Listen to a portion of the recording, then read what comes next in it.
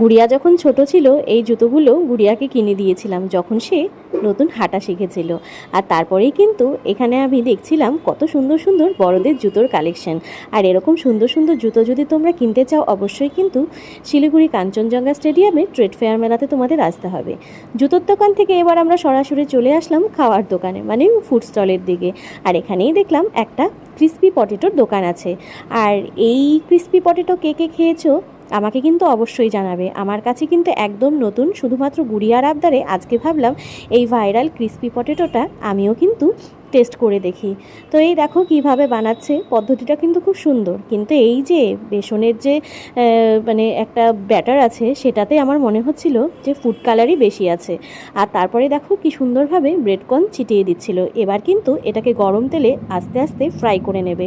তো এটা যতক্ষণে ফ্রাই হবে ততক্ষণ গুড়িয়ার বাবা বলছিল চলো তোমাকে চাট খাওয়াই। আর আমার কিন্তু পাপড়ি চাটের প্রতি একটা আলাদাই ভালোবাসা আছে। যত কিছুই আসুক না কেন পাপড়ি চাটকে আমি কোনোদিনও মেলাতে আসলে মিস করি না। তো এই দেখো মেনুনিস সহকারে কিন্তু আমাদেরকে দিয়ে দিল, দেখে তো ভালো লাগছিল। চলো এবার শুনে নিই গুড়িয়ার রিয়াকশন। অর্ডারটা যেহেতু গুড়িয়া দিয়েছে তাই সবার ফার্স্টে ভাবলাম ওকে দিয়েই ট্রাই করাই। তো চলো দেখে নিই ও কি বলছে। গুড়িয়া, ক্রিসপি স্প্রিং পটেটোটা খাচ্ছিস তুই, 10 আউট অফ কত দিতে চাস? Out of 10?